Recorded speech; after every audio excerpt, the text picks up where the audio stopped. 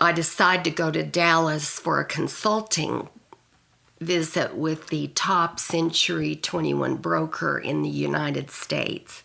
He was Mike Bowman Company in Dallas. I took with me someone I just met, Jean Lowell, and while we were there, she said, let's visit an office called Keller something. She said, I have a former agent who is running that office. So we stopped at a little Keller Williams office, and I met her friend, the team leader. And a couple of weeks later, I get a call from somebody named Gary Keller. And he began to call me several times a week, and it was very interesting because he talked about the history of real estate. He talked about the future of real estate. He never did talk about Keller Williams. Finally, one day he said, may I come to Oklahoma City and meet you? And I said, of course you can. And this was before the internet. I had no idea what he looked like. We didn't have cell phones then. And it was like 1991 when this happened. So I told him I'd be wearing a blue suit and I'd have a name badge on that said Pro Development Systems, which was the name of my consulting company. And you could meet people at the end of the jetway back then. That was before 9/11. So I'm standing looking for my 50-year-old banker based on my telephone calls with him. I figured he had a little bit of silver hair. I figured he was tall. He was stout. He was, a big, forceful person because he was so amazing on the phone. And I'm standing there waiting, and this kid walks up to me, sticks his hand out, and says, hi, I'm Gary Keller. And the first words out of my mouth were, oh my goodness, I'm old enough to be your mother. Turns out he was a year older than my oldest son. He was 34 back then. So I met him when he was 34 and I was 54. Isn't that funny? That's awesome. He was this skinny, little scrawny kid. Yeah. So we visited with him all day long, and Richard and I took him back to the airport to catch his flight back to Austin. And coming home, Richard said, of all the people we've met in Century 21, in Prudential, this little whippersnapper is smarter than any of them. And I agreed with him. Gary continued to call me, and then one day he calls and invites me to come to Austin. Now, this was an interesting call because we were totally broke by then. Our savings was gone from having to pay the debt of our partners who had gone bankrupt. We had lost. Richard was negotiating with all of our investments because I don't know if you remember how bad it was in the late 80s, early 90s, but it was bad after Penn Square fell. And the oil, OPEC lowered the price of oil to $8 a barrel. It was really a difficult time. So here we are, as broke as a church mice. We still had our home, of course, but we had basically negotiated away all of our investments.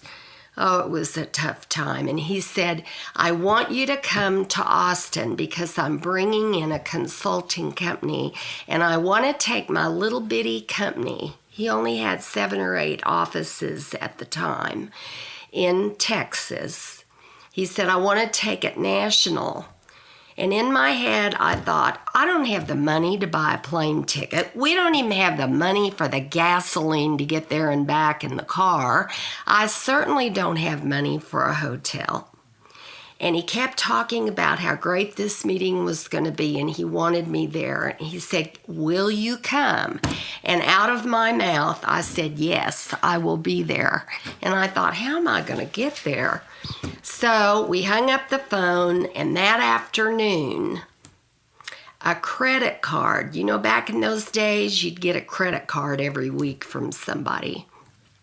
A credit card came in the mail. I activated that sucker, and I used it for an airplane ticket to Austin. And the credit line on that card was enough for me to do that trip. And I often tell agents that my parents would have died because they didn't believe in credit cards, and they believed that you should have the money before you did anything. And fortunately, I made enough in my consulting business that I was able to pay off that credit card. But when your back's in the corner, you do what you have to do when you feel like you've got to do it. So I go to that meeting. And on the second day of this 3-day meeting, I learn what the model is that he uses to build these offices. And that evening, I left the meeting, went upstairs to my hotel room, and I said, Richard, are you sitting down? And he knows what that means. It means Mo's off on a tangent. I said, I'm going to develop Oklahoma as a region. And Gary doesn't know it yet, but that's what I'm going to do. And I explained to him why.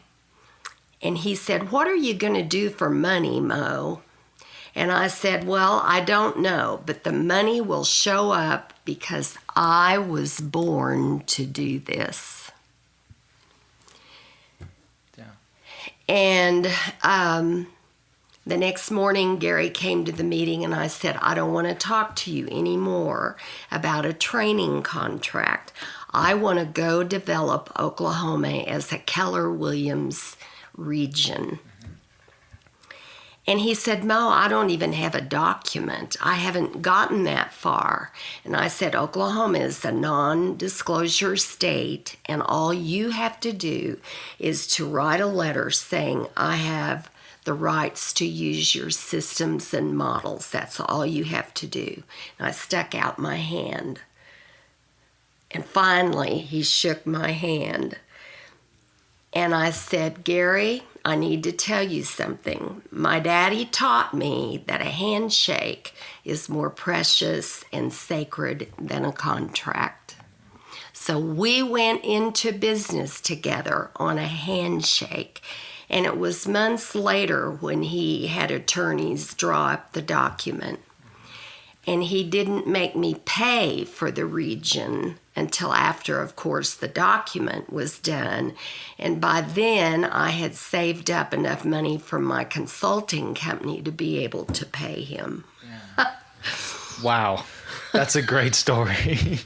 So that's how it started. That's how it started. Yeah. You came back to Oklahoma and put the model in place and put everything you learned. And I did so well in Oklahoma that 3 years later, he asked if I would be willing to move to Austin, become his partner and his CEO, and help him build the company. Yeah.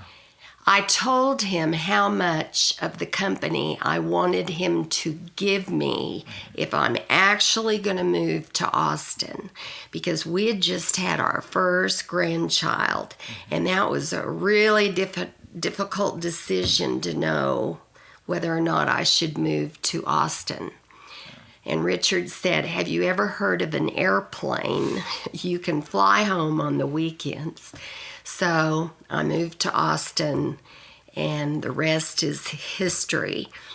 at the end of my 10 years as CEO, because I was totally worn out, and I was having some health issues.